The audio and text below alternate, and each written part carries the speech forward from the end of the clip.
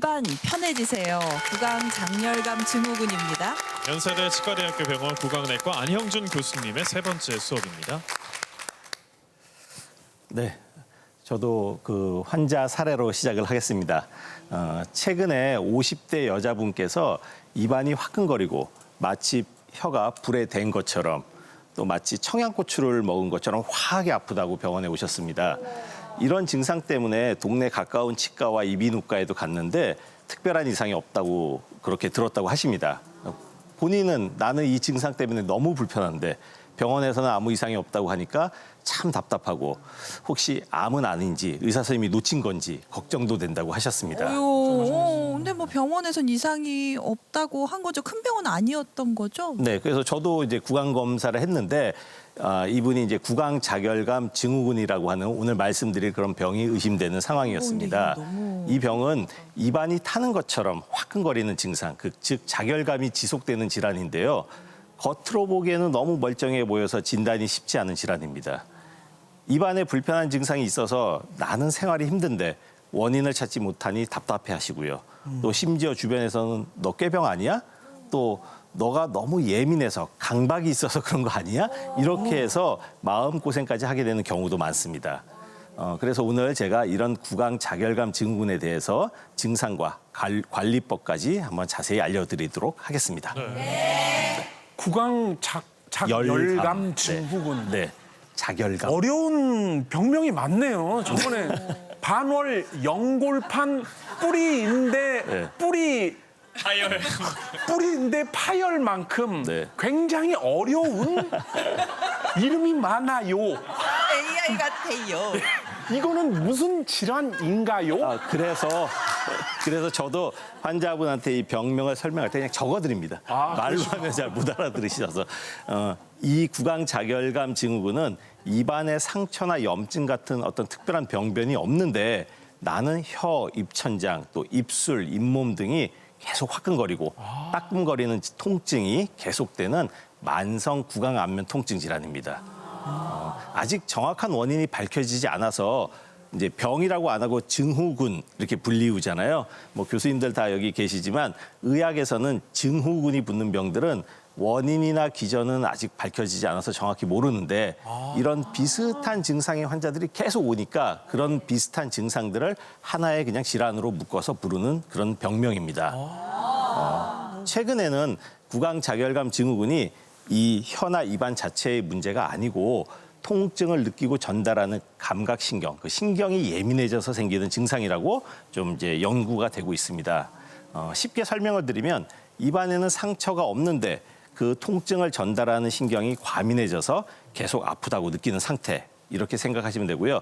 그래도 어려우시면 비유를 들면 우리가 이제 집안에 화재 경보기가 있으면 불이 나서 연기가 많이 올랐을 때 경보기가 울려야 하는데 그냥 라면 끓이려고 냄비에 물을 데워도 그 연기에도 경보기가 울린다.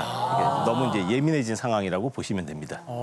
이게 근데 증상은 있는데 원인을 아직까지는 알 수가 없으니까 네. 환자분들은 더 불안해하실 것 같거든요. 네. 혹시 화끈거리는 거 말고는 다른 뭐 이런 통증 같은 게 좀 있습니까? 네, 이제 여러 가지 증상들을 호소하십니다. 주로 증상은 혀 끝이나 혀 앞 부위에 나타나는데 입술이나 입천장, 잇몸 부위까지도 나타날 수 있고요. 앞서 말씀드렸듯이 타는 듯한 자결감, 또 매운 음식을 먹은 것 같은 화끈거림, 또는 따갑고 시린 느낌이 들기도 하고요. 어떤 분은 뜨거운 음식을 먹고 된 것 같다, 어떤 분은 떫은 감을 먹은 것처럼 떫다, 또 입에 아무것도 없는데 자꾸 짠맛이 느껴진다, 쓴맛이 느껴진다, 또 어떤 분은 계속 녹슨 맛이 느껴진다, 쇠붙이 금속 맛이 느껴진다. 그래서 뭐 수도관이 우리 집 수도관이 녹이 슬었나 이러시는 분도 계시고요. 또 어떤 분들은 뭘 먹어도 아무 맛이 안 느껴진다. 또 이런 분들도 계십니다. 대부분 이런 증상들이 대부분 입이 마른 느낌하고 같이 동반이 되는데요. 또 어떤 분들은 아침에 자고 일어났을 때는 덜하다가 오후나 저녁으로 갈수록 증상이 심해진다는 경우도 있습니다. 재미있는 특징, 재미있다고 표현하는 게 어떨지 모르겠지만 재미있는 특징은 가만히 있으면 많이 불편하세요. 증상 때문에. 그런데 오히려 뭘 먹거나 뭐 껌이나 사탕 같은 걸 입에 넣고 있을 때는 증상이 오히려 줄어드는 경우가 많습니다. 그래서 환자분들이 먹을 때가 더 편해요. 또 입안에 뭔가 물고 있으면 덜 아파요. 이렇게 말씀하시는 경우가 꽤 있습니다. 그럼 자꾸 뭘 먹으면 되겠네요. 아니 그러니까 진짜로 계속 뭐 쉬지 않고 입에다가 계속 막 뭘 먹으면 네. 이게 나을지 않을까요, 선생님? 그리고 이게 저도 그렇게 많이 말씀을 드리고는 있습니다. 그래서 어르신들이 이렇게 사탕 많이 드시잖아요. 사탕 하나씩 이렇게 드시나? 계속 하나씩? 아니, 지금 생각해 보니까 약간 저도 그런 생각이 드는데 그럼 어르신들이 많이 이런 불편함을 느끼시는 건가요? 어떤 분들이 많이 이러세요? 네, 그 구강자결감 증후군은 아직 사실 명확하게 원인이 밝혀지지 않았잖아요. 그래서 이제 추정되는 여러 요인들이 있습니다. 여러 요인들이 복합적으로 영향을 주는 것으로 알려져 있는데 그 추정되는 원인을 그냥 하나씩 설명을 드려보면 이 병이 중년 여성들, 50대 이상의 중년 여성들, 폐경하신 분, 갱년기 여성한테 많이 나타납니다. 그래서 여성 호르몬이 관련이 있지 않나 이렇게 생각합니다. 여성 호르몬은요. 신경 보호 효과와 또 신경 안정 작용이 있다고 알려져 있는데 폐경 이후에는 이러한 여성 호르몬이 줄어들면서 구강 점막과 또 통증을 느끼는 신경이 예민해질 수 있습니다.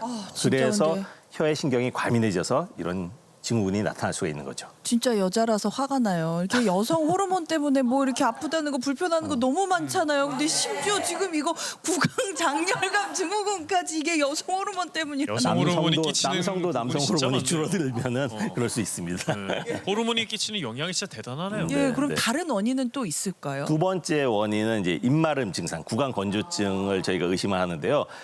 침은 입안을 촉촉하게 유지하고 보호하는 역할을 하는데 침이 부족해지면 음식과 치아와의 마찰이 증가해서 혀와 점막이 쉽게 자극을 받고 또 미세 손상이 반복되면서 통증에 과민해질 수 있습니다. 세 번째는 빈혈이나 당뇨, 갑상샘 질환을 좀 이제 저희가 들고 있는데요. 그런 질환이 있을 때도 구강 자결감 증후군이 나타날 수 있습니다. 아니 빈혈이랑 당뇨랑 그 갑상샘 질환도 그게 작용이 되는 거예요? 네네.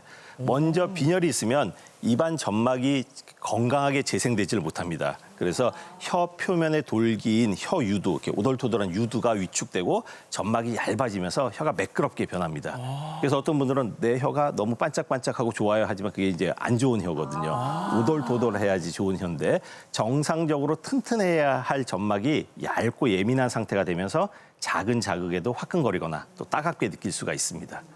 당뇨가 있으면 지속된 고혈당증으로 인해서 작은 혈관하고 신경이 손상될 수 있잖아요. 당뇨병이 있으신 분이 이제 발이 화끈거리거나 저린 증상이 나타나는 당뇨병성 말초신경병증 그런 증상하고 비슷하게 혀와 입안의 작은 감각신경도 영향을 받게 돼서 정상 자극을 통증으로 인식하고 또 그래서 입안이 화끈거리는 증상이 나타날 수 있습니다. 갑상샘 기능 저하증도 구강 자결감 증상과 관련이 있다는 보고가 많이 나오고 있습니다. 또 하나의 또 다른 원인은 입안에 허옇게 곰팡이가 생기는 곰팡이균에 의한 구강 캔디다증이 또 이런 구강 자결감 증후군을 유발할 수 있는데요. 입안에 곰팡이균이 많이 증식하면 점막이 손상되면서 염증 물질이 많이 분비되고 그러면 통증을 느끼는 신경이 더욱 예민해집니다. 그래서 꼭 곰팡이균의 감염이 입안에 없더라도 곰팡이균이 좀 늘어나면서 곰팡이균에 의해 입안이 화끈거리거나 따끔거리는 증상이 나타날 수 있습니다. 그거 그 틀니 쓰시는 분들한테 좀 많이 나타나는 거 아닌가요? 네, 그렇죠. 구강 캔디다증, 곰팡이 감염은 틀니를 끼시는 노인분들한테 많은데 젊은 분들도 면역이 떨어졌을 때 항상 제일 먼저 나타날 수 있는 그런 질환입니다. 진짜구나. 입에 곰팡이균이 있는 거구나. 그럼 이것도 근데 어느 정도까지는 정상적으로 유지가 되는데 이제 네. 좀 많아지면 이제 뭔가 증상을 나타내는 거죠. 이거 정렬감 증후군도 그럼 조심을 하셔야겠네요. 김용명 씨 뭐 하세요? 아니 이렇게 하면 자기 입냄새를 맡아볼 수 있다 그래가지고 네네. 해가지고 내 입에 곰팡이가 있나 없나 아, 지금 그거는 냄새로는 확인을 못해요. 냄새로 안 돼요? 네네. 난 냄새 자, 그리고요 또 다른 원인이 있는데 영양 부족입니다. 철분이나 비타민 B군, 엽산 같은 영양소가 부족하면 또 이런 증후군이 발생할 수가 있는데 철분이 부족하면 빈혈이랑 비슷하게 혀 표면에 돌기인 유두가 위축되고 점막이 얇아지면서 혀가 매끄럽게 변하게 되죠. 그러면 아까처럼 입안 점막이 약해지고 작은 자극에 쉽게 민감해지고요. 비타민 B군은 신경 기능을 유지하고 점막 세포를 재생하는 데 꼭 필요한 영양소인데요. 특히 그 B군 중에서 비타민 B12, 비타민 B12가 저희 이제 혀하고 관련이 제일 많은데 신경하고 그 비타민 B12가 부족하면 말초 신경병증이 생길 수도 있습니다. 그러면 이제 혀와 구강 점막을 담당하는 감각 신경이 과민해져서 이런 구강 자결감 증후군이 생길 수 있고요. 엽산이 부족해도 구강 점막의 재생이 떨어지고 점막이 위축되면서 설염이 생기고 또 혀 표면이 약해지고 민감해질 수 있기 때문에 이런 증상이 생길 수가 있습니다. 아니 근데 이런 원인 말고도 뭐 네. 검사했는데 특별한 원인이 없는데도 화끈거리시는 분들도 계시다면서요. 그럼요, 많습니다. 지금까지 이런 어떤 추정되는 원인에 의해서 나타나는 거는 2차성 구강 자결감 증후군이라고 하고요. 우리 아나운서 분께서 말씀하신 것처럼 아무 원인이 없는데 나타나는 거를 1차성 구강 자결감 증후군이라고 합니다. 실제로 환자분들 중에는 여러 검사를 해도 특별한 질환이 발견되지 않는 경우가 많은데요. 이런 경우에는 예민한 신경 상태나 심리적인 요인이 영향을 주는 것으로 보고 있습니다. 그래서 불안, 걱정, 뭐 우울감, 스트레스 이런 게 심하면 통증을 느끼는 신경도 더 예민해질 수가 있고 그래서 같은 자극이라도 남들보다 더 아프게 느끼거나 통증이 오래 지속될 수 있습니다. 그렇지만 이게 이제 심리적인 병은 아니라서 이런 심리적인 요인은 구강자결감 증후군의 직접적인 원인이라고 보진 않고요. 통증을 악화시키고 오래 지속되게 만드는 촉매 역할을 한다고 생각하시면 됩니다. 진료를 하다 보면 많은 분들이 치과에서 치료를 받고 이런 증상이 생겼다고 오시거든요. 특히 임플란트나 틀니 같은 치과 치료를 받은 뒤에 이런 증상이 시작됐다고 말씀하십니다. 그러면서 치과 치료가 잘못됐다. 그래서 생겼다. 이렇게 말씀을 많이 하시는데 대부분 검사를 해보면 치료 자체에 문제가 있지는 않고요. 치료 과정에서 느끼는 스트레스, 또 긴장감, 또 치료 결과에 대한 불안, 걱정, 또 치료하면서 받은 약간 치과 의사 선생님에 대한 불신 이런 게 영향을 준 것으로 보고 있습니다. 그래서 임플란트나 틀니가 직접 원인이 되기보다는 치과 치료 후에 그 결과에 대해서 입안에 지나치게 신경을 쓰게 되면 이런 통증이 시작되거나 악화되는 경우가 있습니다. 그럼 이게 구강 장렬감 증후군 이게 증상이 있을 때는 어떤 검사를 받아야 되나요? 이런 네. 거? 너무나 많은 추정되는 원인이 있잖아요. 그래서 어떤 하나의 검사로 진단되는 병은 아니고요. 또 혀가 화끈거리거나 또 따갑고 입안에서 나 이상한 맛이 나요. 이렇다고 해서 다 또 이러한 질환은 아닙니다. 이제 검사를 하나씩 해서 다른 질환이 아닌지를 확인하고 여러 가지 원인을 하나씩 확인한 후에 진단을 하게 되는 병인데요. 먼저 혀와 입안을 꼼꼼히 살펴보고 뭐 구내염이나 감염은 없는지 또 상처나 궤양은 없는지 이런 걸 확인합니다. 또 혈액 검사를 통해서 빈혈이나 당뇨, 갑상샘 질환이 있는지, 뭐 철분이나 비타민 부족은 없는지 또 확인하고요. 구강 건조증이 의심되면 타액 분비 검사를 시행해서 또 건조증이 있는지를 보는데 일정 시간 동안 입안에 고인 침을 이제 컵에 뱉게 해서 침이 얼마나 분비되는지 측정하는 검사입니다. 침 분비량이 정상보다 적으면 구강 건조증이 원인일 가능성을 생각해 볼 수 있습니다. 또 구강 캔디다증이 의심될 때는 아까 김용명 씨처럼 하는 게 아니고 면봉 같은 걸로 곰팡이균 도말 검사를 하는데요. 면봉으로 혀나 입안을 이렇게 점막을 문지른 다음에 그 문지른 그 물질을 현미경을 통해서 현미경 검사를 하거나 배양 검사를 해서 곰팡이균이 나오는지 확인하는 그런 검사입니다.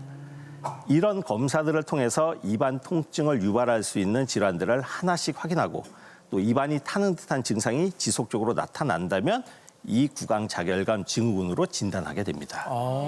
이게 원인이 명확해야 사실 치료법도 알 수가 있는 건데 이거는 사실 원인이 여러 가지다 보니까 치료법도 좀 불분명하겠어요. 맞습니다. 그래서 아직 원인이 밝혀지지 않았기 때문에 완치하는 방법은 사실 없습니다.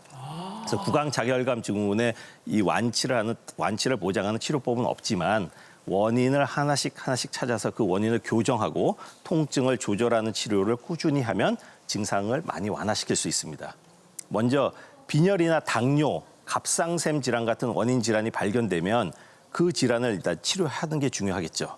그리고 그래서 철분이 부족하면 철분제를 복용하고 비타민이 부족하면 필요한 또 비타민을 보충하면 되고요. 입이 마르는 구강 건조증이 있다면 침 분비를 늘려주는 약을 사용하거나 인공 타액 제품을 사용해서 입안을 촉촉하게 유지하도록 돕습니다. 우리 교수님도 입안 촉촉하게 물 한 잔 한 잔 하시죠. 이렇게 원인을 교정하면 증상이 좋아지는 분들이 많은데 이런 여러 검사를 했는데도 다 정상으로 나왔어요. 특별한 원인을 못 찾겠다. 이럴 때는 아까 말씀드린 것처럼 통증을 전달하는 신경이 지나치게 예민해진 상태로 보고 신경병성 통증을 조절하는 약으로 치료를 하게 됩니다. 대표적으로 쓰는 약이 우리 정 교수님도 많이 쓰시겠지만 항불안제인데요. 그런 항불안제인 클로나제팜이라는 약을 씁니다. 이 약을 보통은 먹을 수도 있지만 혀에 쓸 때는 입안에서 천천히 녹여서 몇 분 정도 머금고 있다가 뱉어내는 방법을 많이 사용합니다. 이러면 약 성분이 혀와 구강 점막에 직접 작용해서 화끈거림이나 따끔거림을 줄이는 데 많이 도움을 줍니다. 또 이 밖에도 증상에 따라 항우울제 같은 신경병성 통증 조절 약물을 사용하기도 하고 스트레스 관리나 수면 개선 같은 생활 습관 교정도 함께 시행하게 됩니다. 네. 네. 자, 그럼 물 드시는 동안 시청자 질문 한번 확인해 볼까요? 네, 시청자 질문. 저희 어머님이 입안이 항상 화끈거린다고 사탕을 자주 드시는데요. 네네. 이러다가 치아에 문제가 생기는 건 아닌지 걱정이 됩니다. 걱정된다. 네. 치아 건강에는 괜찮을까요? 증상을 줄일 수 있는 다른 방법이 있다면 알려주세요, 선생님. 사탕을 많이 먹으면 당연히 치아 건강에는 괜찮지가 않습니다. 그런데 어머니처럼 사탕이 입안이 화끈거리는 증상에 도움이 되시기 때문에 아까 제가 말씀드린 것처럼 뭐가 입안에 들어가면 조금 증상이 완화되기 때문에 드시는 분들이 많은데요. 사탕이 효과가 있기보다는 그냥 입안에 들어가 있기 때문에 예민한 감각이 분산되고 덜해져서 자주 드시는 거거든요. 그래서 사탕이 아니어도 되는데 내가 그래도 사탕을 꼭 드시겠다. 그러면 무설탕 사탕을 좀 드시도록 하고 사탕만 드시지 마시고 다양하게 우리 비타민도 비타민 정이 나오잖아요. 예. 비타민 C 뭐 어떻게 알약처럼 그런 거를 이제 입에 넣고 빨아서 녹여 드시는 것도 괜찮고 무설탕 껌을 좀 짧은 시간 씹는 것도 괜찮고요. 제일 좋은 거는 신선한 과일이나 채소를 입안에 넣고 천천히 씹어 드시는 것을 더욱 추천해 드립니다. 네, 알겠습니다.